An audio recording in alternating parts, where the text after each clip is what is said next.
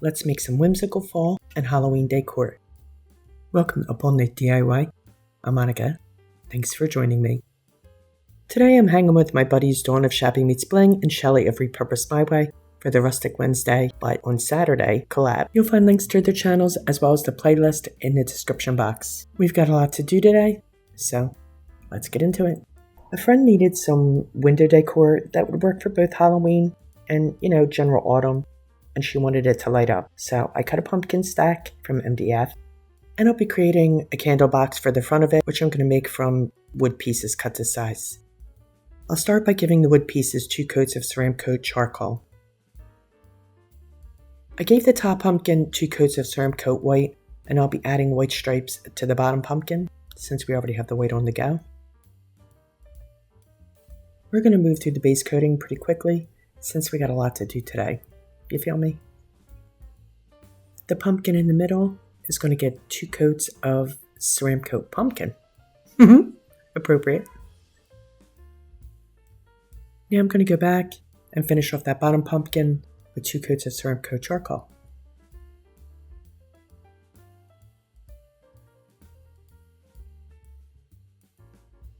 And to finish up the base coating, I'm going to add 2 coats of honey brown. This is Americana honey brown to the pumpkin stem. Once that's done, base coating is finished, and we'll move on to the details. I sketched out a check pattern for the top white pumpkin. I'm going to fill in every other space with charcoal to give it that Mackenzie Childs feel. We all love that, don't we? I know I do. Now, I could have probably been more exact with these, but it's whimsical. We're rolling with that. That's my story.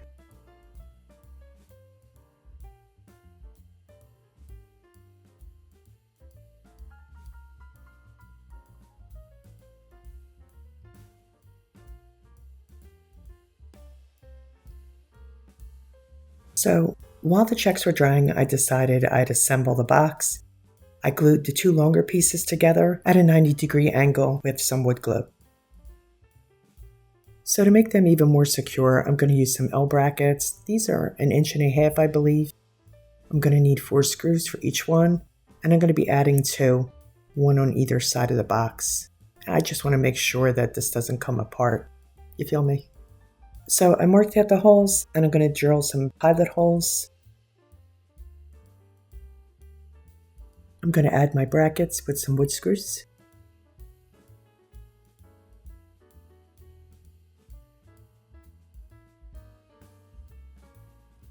I'm going to glue the sides into place, and then I am going to clamp them, just to make sure that they're nice and tight on there. Later on, they'll get fixed with screws to the pumpkin stack. Now while the box is setting up, let's get to some detail work. Now let's do some shading. I'm going to prep my brush with some Folk Art floating medium, getting a healthy coat on there. I'll side load with Americana dark chocolate, because we're going to float the stem. Now I'm going to stroke my brush on my plate. It'll blend the medium and the paint together. This is going to give me a gradient of color, as you can see there. And now, let's add some detail to that stem. I'm going to hold the paint corner of my brush right along where I want my darkest shadow, so at the edge here. And I'm just going to lay that color down. I also want it right in here at the curve of the pumpkin stem. There we go. And now I'm going to go around the rest of the stem very lightly, feathering out the color as I go. I'll add the ridges to the stem by holding my paintbrush on the edge there and just kind of stroking in those wee stripes. Okay, now I'm going to load my brush once again with the medium. I'll side load this time with burnt orange, and once I get that on there, I'm going to float the burnt orange around the top pumpkin. If you've watched me paint before, you know that I like to add various colors to my shading. So right now we're doing this burnt orange. We're going to come back in a little bit with hippo gray. But what I'm doing here is just kind of feathering that color out so that we get that soft effect. And this is just kind of like an outline. That's how I think of it. So now I'm going to go along the edges here, inside the ribs of the pumpkin. This gives those ribs some definition.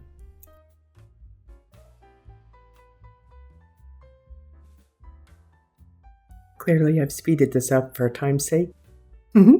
It'd be great if I could paint that fast. I'm also going to add some shading to the white squares on the pumpkin. I just think it needs it. You feel me? So now I'm going to go around the perimeter of the middle pumpkin. Again, I'm using the burnt orange, and we'll also float in the ribs on this pumpkin as well.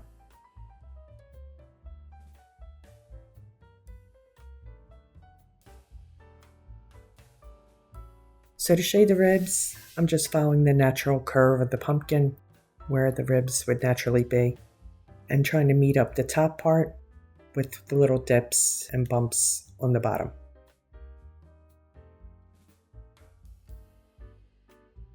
And I'm going to repeat the exact same thing on this bottom pumpkin.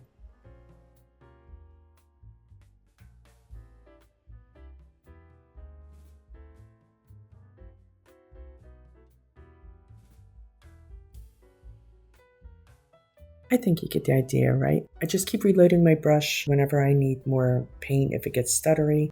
Sometimes I just add floating medium, sometimes I have to reload the color and the medium, but you get the feel for it the more you do it.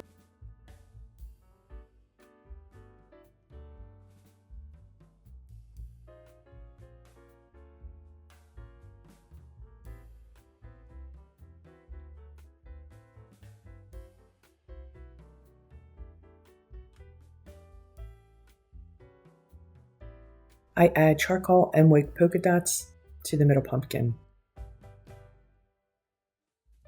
I'm using the handle of a dauber, sponge dauber, to add my dots.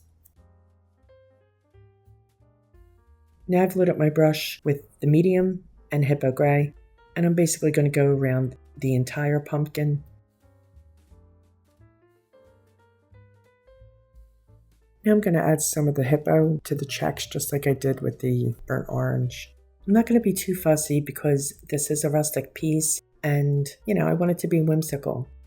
I just do it wherever I think it would look good. And I say trust yourself when it comes to things like this. So now I'm coming in with the hippo gray. I'm going to go in between those pumpkin ribs and we'll do the top and the bottom around the perimeter of both the orange pumpkin and the bottom pumpkin. Again, I don't get too fussy. I try not to stress too much about it. I relax into it, and that's what makes it so fun.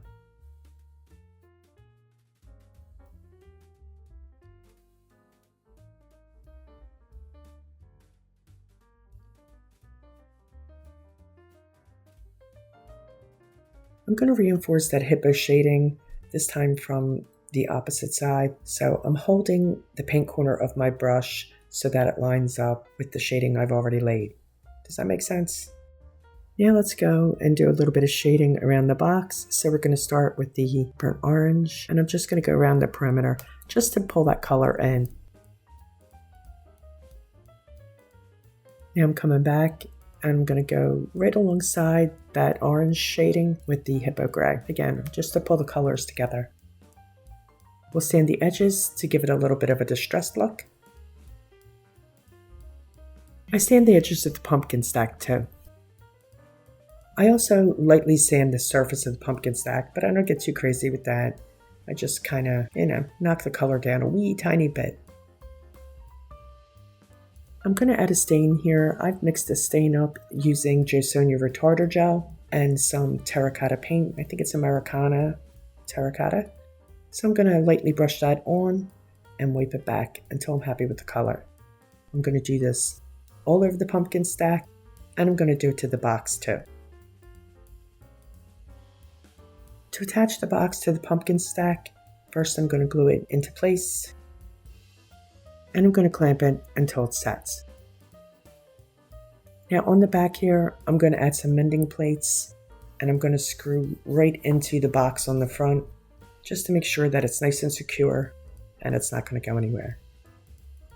For a final embellishment, I'm going to add this bow to the front of the box. First I hot glue it into place, and then I add a couple of staples just to make sure it's on there nice and tight. I'm also going to add a tassel that I made with some jute cording and hang that over the top.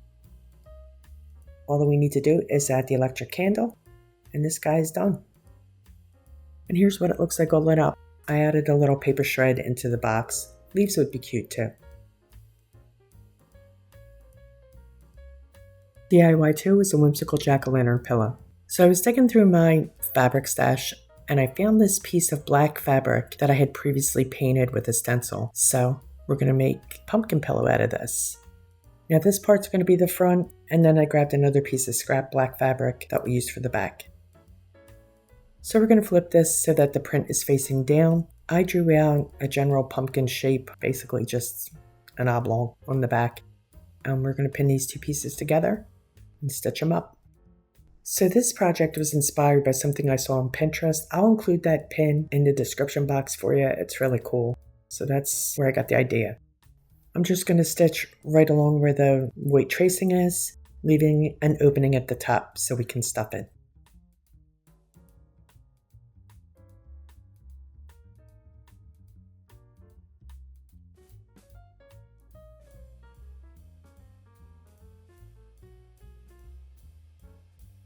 I'm going to go around the little extra bit of seam here and add snips so that when we turn it right side out, the seam lays flat.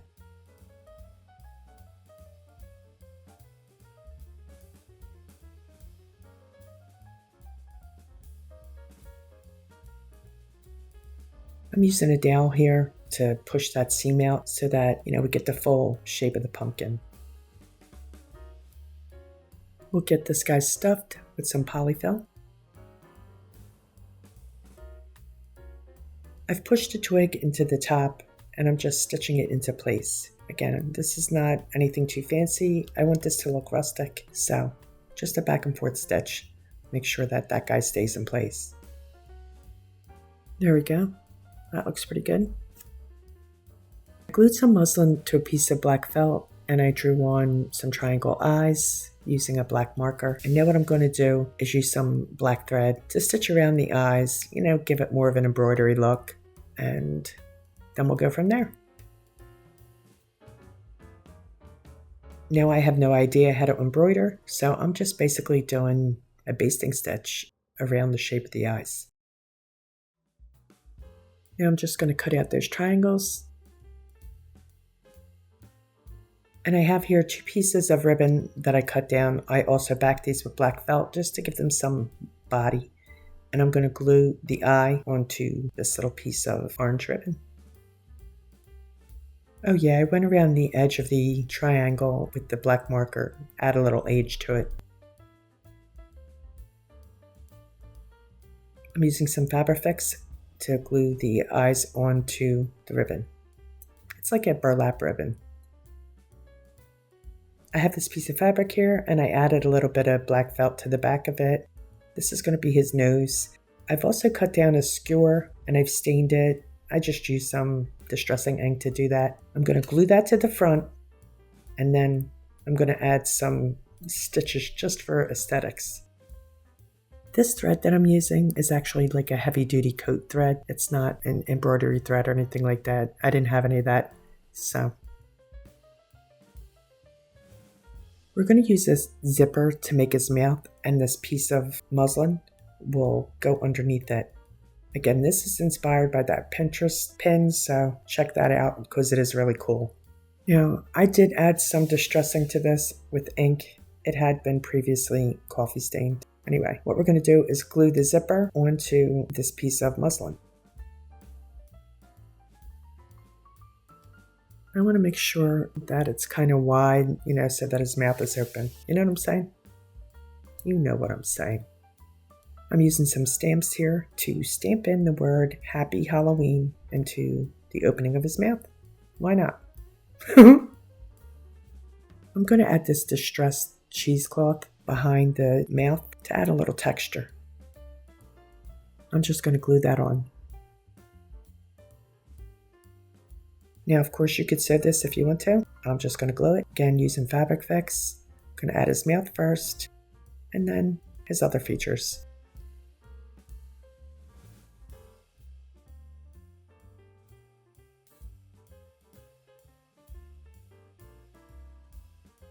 To finish him off, I tied some fabric strips to his stem, and Zippy here is done. DIY 3 is this cute little pumpkin in a seed pot. Okay, so I have a little Dollar Tree pumpkin. I pulled the stem out, and I'm going to wrap that stem in some Model Magic clay. This is some I had left over that I had colored from a previous project. So I'm just going to kind of roll it out and wrap it around the stem. Nothing fancy, nothing fussy. I just want to get that stem covered in clay. The reason I'm covering it in clay is because I hate that plastic look. Ugh. And I want a little more texture, and I also want to lengthen the stem. Now I'm going to use a clay tool, and I'm going to add some grooves and lines to the stem.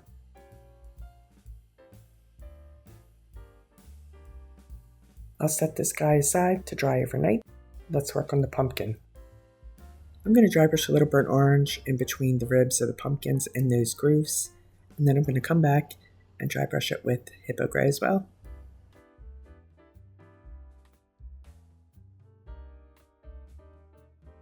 I'm adding the Hippo Gray not only to define the ribs, but also to make the pumpkin look a little more distressed.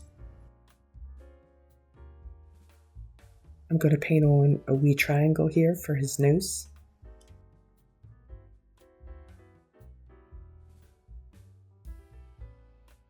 And just a tiny wee curved line for his mouth. Going to dot on his eyes. I'm using charcoal, by the way, for the features. I'm going to set that aside, let it dry. Let's work on the pot. I'm going to randomly dab charcoal all over the pot. I don't care if some of the brown shows through. That's cool with me. I coat the pot with rust paste. I made it a few weeks ago for another video. I'll link the recipe in the description box for you. Anyway, I generously spread the paste onto the wee pot.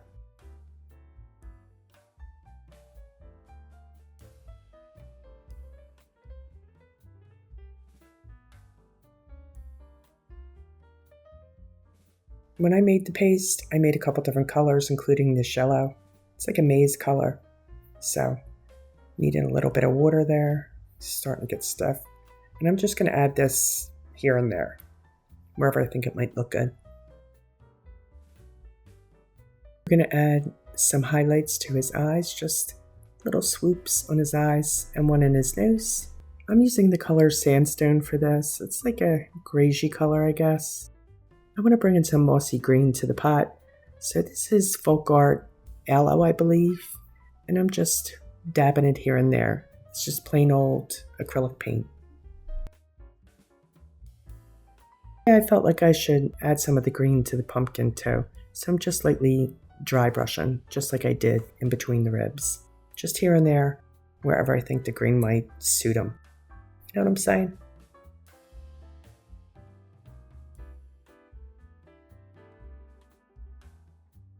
I'm going to mix some dark chocolate with some of my floating medium, and I'm just going to kind of use that as a stain on the pumpkin stem.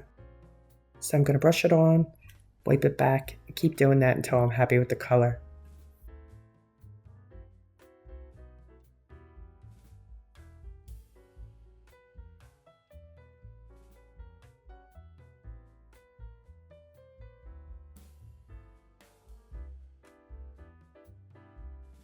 I'll add a top coat of Mod Podge to both the stem and the pumpkin. I'm just using a cosmetic sponge to apply.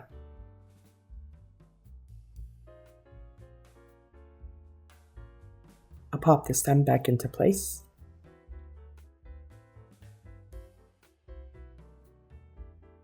I'm going to hot glue this cute wee Haya fall sign to the front of the pot. I embellished the top of the pumpkin with some raffia and a couple of dried flowers. We stick them in the pot and we're good to go. And here's the wee guy looking all cute in a tumble. Let's take a final look at all three projects. I was really glad to get a painting project in here today. You know, that's my first love, I think. And I really do love the way this turned out. I hope you do too. I am really digging this pillow. I think he is really cool. I love the zipper mouth. Don't forget to check out the pin. It'll be in the description box. And finally, this cute wee guy. I mean, he can fit just about anywhere, and he can sit out all autumn as well, right? Let me know what you think. Drop your comments below. And please check out Dawn and Shelly's channels. They'll be linked in the description box, along with the playlist, which you're also going to want to check out because everybody is so awesome. I also would like to shout out Lori and her granddaughter Riley. They like to watch me together, and that is just so sweet. Thank you so much. Please like, share, comment, and subscribe, and all that good stuff. Stay creative, my friends. Thanks for hanging with me. See you next time. Up all night with Monica.